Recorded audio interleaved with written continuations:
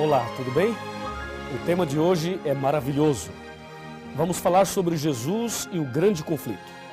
Aqui em João 14, verso 6, está escrito: Respondeu-lhe Jesus: Eu sou o caminho, a verdade e a vida, e ninguém vem ao Pai senão por mim. Esta é a maior verdade sobre Jesus. Ele é o caminho, a verdade e a vida, e que ninguém será salvo senão por ele. A questão é a seguinte: lá em Daniel 8, verso 12, diz que Satanás jogaria a verdade por terra. E para fazer isso, Satanás usaria a igreja romana e as suas filhas. E assim, Satanás pisaria na verdade. Jesus é a verdade. Eu pergunto, será que Satanás pode jogar Jesus por terra? Claro que não, absolutamente não. Então, como ele trabalharia para pisar na verdade sobre Jesus? De acordo com a Bíblia, Jesus é o nosso único mediador, está aqui em 1 Timóteo 2, verso 5, há um só Deus e um só mediador entre Deus e os homens, Cristo Jesus, homem. Então Jesus é o único mediador, Jesus é o nosso advogado, que está interligado uma coisa com a outra, e Jesus é o nosso suficiente e poderoso Salvador. Então Satanás odeia Jesus Cristo. Esse ódio começou lá no céu.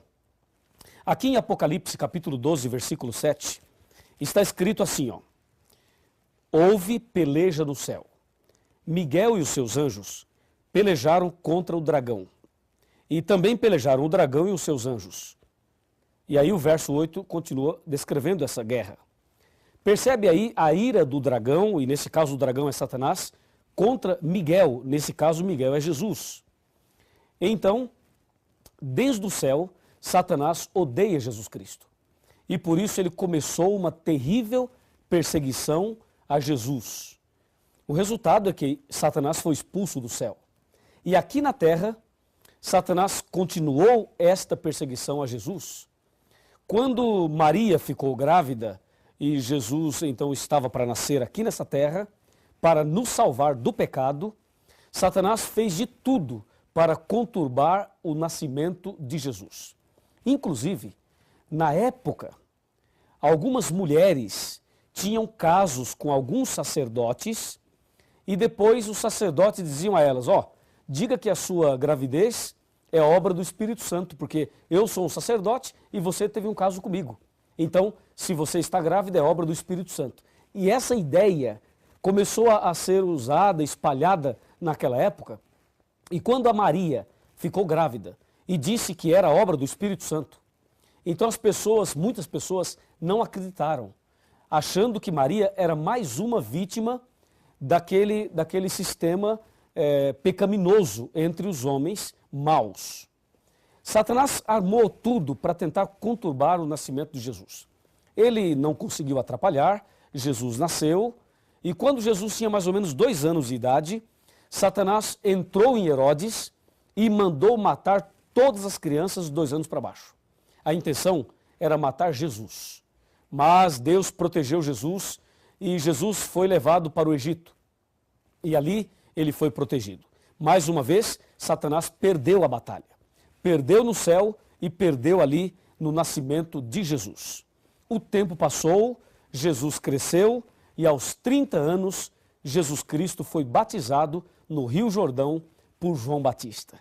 E aí, após o batismo, aconteceram algumas coisas muito interessantes que nós vamos conversar agora. Me acompanhe, por favor. Vamos analisar exatamente o que aconteceu ali após o batismo de nosso Senhor Jesus Cristo. Jesus foi batizado e após esse batismo, ele foi ao deserto. E diz a Bíblia em São Mateus capítulo 4, que ele foi levado pelo Espírito ao deserto. E lá no deserto ele ficou em jejum 40 dias e 40 noites, depois teve fome. E aí apareceu o tentador e disse, se tu és filho de Deus, transforma as pedras em pães. E aí Jesus respondeu dizendo, está escrito, nem só de pão viverá o homem, mas de toda palavra que sai da boca de Deus. E aí vem a segunda tentação, lança-te daqui abaixo, e aí vem a terceira tentação, e a terceira é que eu gostaria de destacar com você. Por favor, me acompanhe aqui em São Mateus capítulo 4. São Mateus capítulo 4, versículo 8, aqui está a terceira tentação. Versículo 8. Então levou ainda o diabo ao monte muito alto, mostrou-lhe todos os reinos do mundo e a glória deles. E lhe disse, tudo isso te darei, se prostrado me adorares. Olha que absurdo.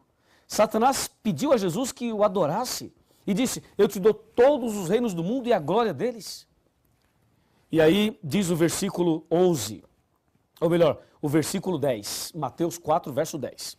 Então Jesus lhe ordenou, retira-te, Satanás, porque está escrito, ao Senhor teu Deus adorarás e só a Ele darás culto. Que maravilha! Jesus foi firme ali. E você pode perceber que Satanás sempre tentando levar Jesus a cometer algum pecado, algum deslize, e sempre tentando atrapalhar o plano da salvação. A ira de Satanás contra Jesus começou lá no céu, depois veio para a terra, e como você pode perceber aqui, em cada fase da vida de Jesus, ali está Satanás tentando atrapalhar. Onde Jesus ia, tinha uma pessoa com problema, uma pessoa cega, uma pessoa aleijada, uma pessoa possessa, uma pessoa com algum tipo de problema.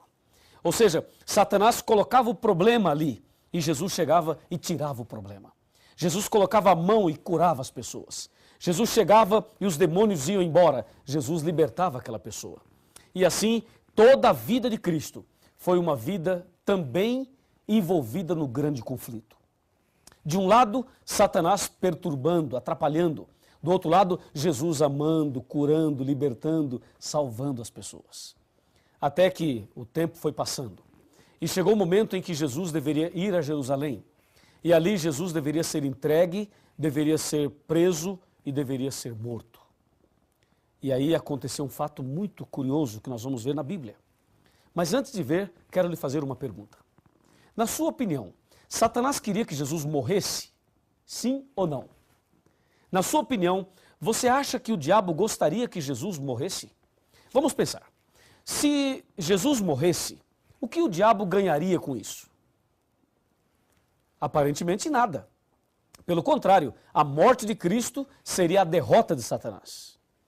Mas se Satanás não tentasse Jesus, se Jesus não morresse, o que teria acontecido? Percebe? Satanás, se ele pudesse matar uma pessoa, ele mataria quem é cristão ou quem não é cristão. Ele mataria quem serve a Deus ou quem não serve. Resposta. Se o diabo pudesse matar e ele matasse um cristão, o que o diabo ganharia com a morte de um cristão? Não ganharia nada, porque o cristão morreria salvo e a morte do cristão ainda poderia salvar outras pessoas. É ou não é? Agora, se o diabo matar uma pessoa que não é cristã, além da pessoa morrer perdida, então Satanás ali conseguiu tirar uma vida. Logo, se ele pudesse matar, ele mataria uma pessoa não cristã. Agora, e no caso de Jesus? Satanás queria que Jesus morresse ou não? Resposta. Houve um tempo em que Satanás desejou a morte de Cristo. Mas houve um tempo em que ele não desejou a morte de Cristo. Houve um tempo em que ele queria que Jesus pecasse. Pecasse. A ideia era essa. Por isso que aqui em Mateus 4, ele tenta Jesus para Jesus pecar. E à medida que Jesus não cai, veja então o que aconteceu. Mateus capítulo 16. Abra sua Bíblia e veja o que diz São Mateus 16. São Mateus 16, nós vamos ler aqui a partir do versículo 21. Está escrito: Desde esse tempo começou Jesus Cristo a mostrar a seus discípulos que lhe era necessário seguir para Jerusalém, sofrer muitas coisas dos anciãos e dos principais sacerdotes e dos escribas, ser morto e ressuscitado no terceiro dia. Verso 22. Pedro, atenção, hein? Atenção. Pedro, chamando-o à parte, começou a reprová-lo, dizendo: Tem compaixão de ti, Senhor, isso de modo algum te acontecerá. Mas Jesus, voltando-se, disse a Pedro: Arreda-te, Satanás, porque tu és para mim pedra de tropeço, porque não cogitas das coisas de Deus, e sim das dos homens. Percebeu? Veja, Satanás queria que Jesus morresse aqui. Satanás usou Pedro para dizer a Jesus: ó Jesus, se você sabe que vai a Jerusalém, que vai ser preso e que vai morrer, então não vá, fique aqui. É óbvio. Mas Jesus percebeu que por trás desse conselho de Pedro estava Satanás. E por isso disse: arreda-te, Satanás. Assim, Satanás tentou de todas as formas, de todas as maneiras, ele tentou atrapalhar o plano da salvação. Não conseguiu. Ele foi derrotado em tudo. Todas as vezes que ele se confrontou com Jesus, ele perdeu. E hoje ele vai perder mais uma vez, porque você já foi comprado, remido pelo sangue de Jesus. E aquele que é alcançado pelo sangue de Jesus, o maligno não lhe toca. O maligno pode até tentar alguma coisa, mas ele não consegue, porque quem está em Jesus é uma nova criatura e é mais do que vencedor. 2 Coríntios 5, verso 17. Meu amigo e minha amiga, se o diabo perdeu todas na luta, no conflito entre o bem e o mal, então como fica Daniel 8,12 que diz, lançou a verdade por terra? Me acompanhe. Vamos analisar esse ponto final do nosso estudo. Como entender este assunto tão delicado e tão importante? Vamos lá. A palavra de Deus nos apresenta a profecia de que Satanás pisaria na verdade. A questão é a seguinte, aqui no meu computador eu tenho algumas informações importantes. Veja, Satanás foi ousado, muito ousado, e tentou de tudo para atrapalhar Jesus. Agora que ele não conseguiu, que ele perdeu todas, e quando Cristo morreu na cruz, Satanás estava definitivamente derrotado. Então agora o que ele faz? Agora ele quer mudar as doutrinas sobre Jesus.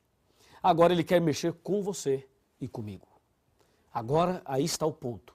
Já que ele não conseguiu mexer com Jesus, não conseguiu atrapalhar Jesus, ele agora quer mexer na doutrina de Jesus e também na vida daqueles que querem seguir Jesus.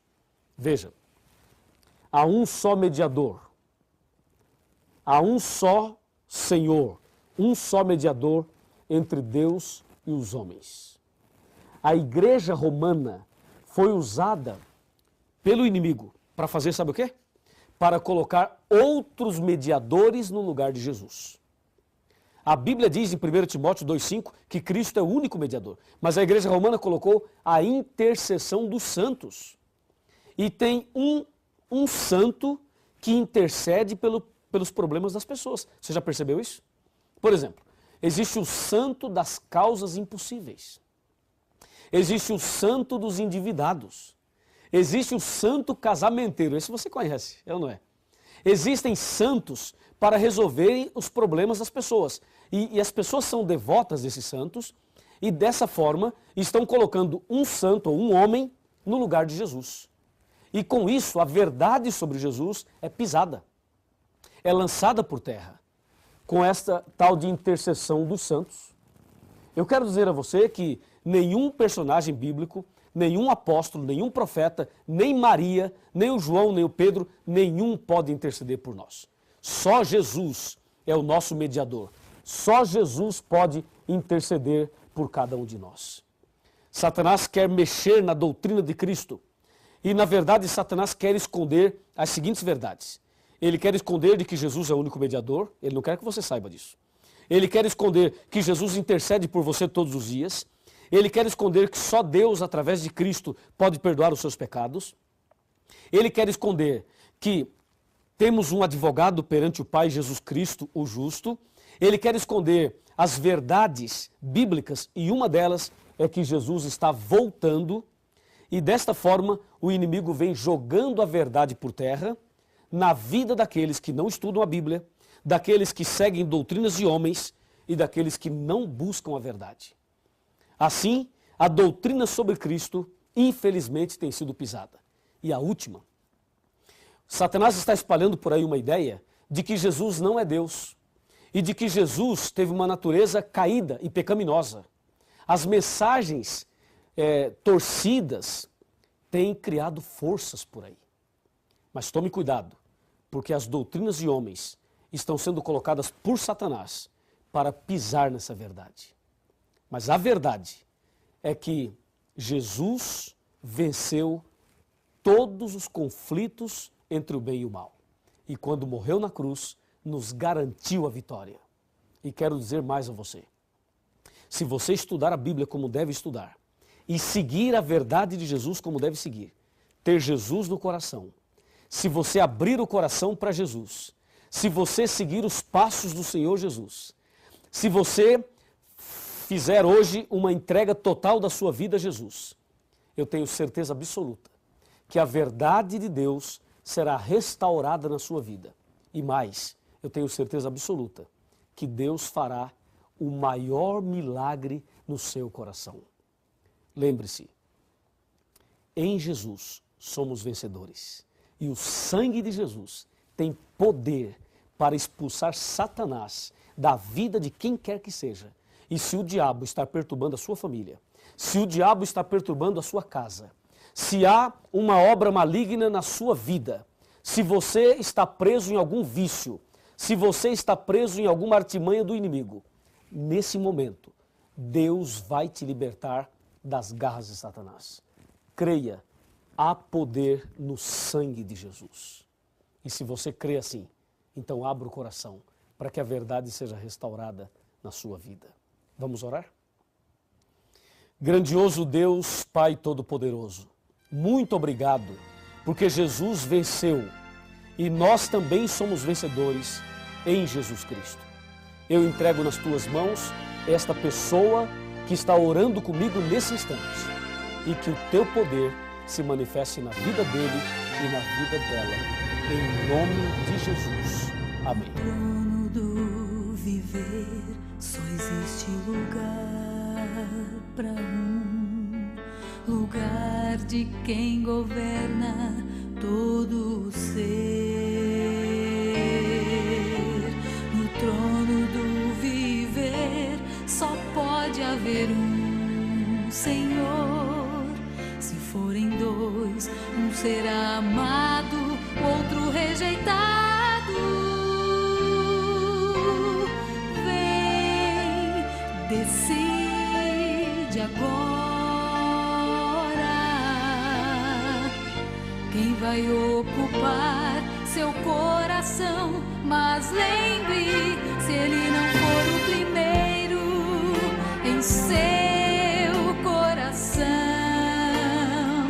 então já não é mais nada, não passa de uma ilusão.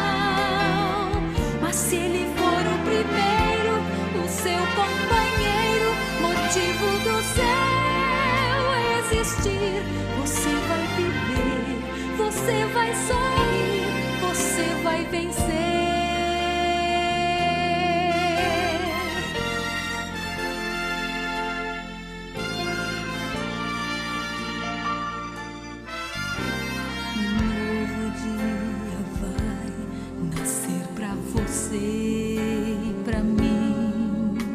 Depende de aceitar Jesus no viver. É hora de beber da fonte da vida. Você verá, em Jesus existe plena alegria.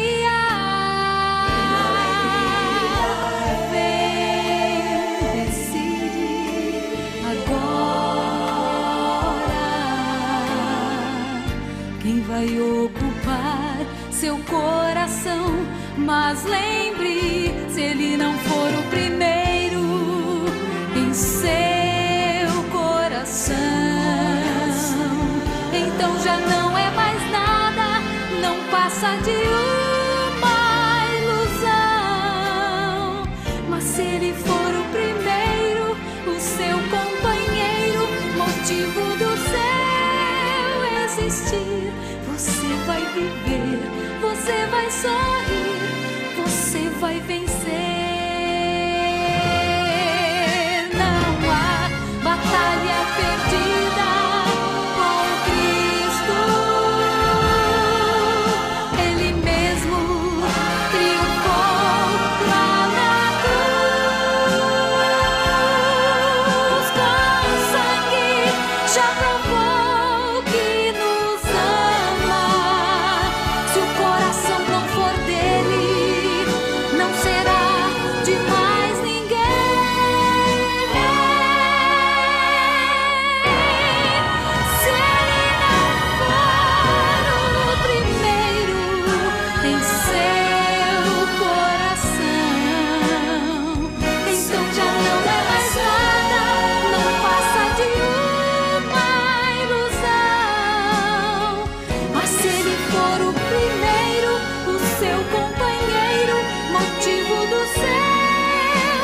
existir, você vai viver, você vai sorrir, você vai vencer.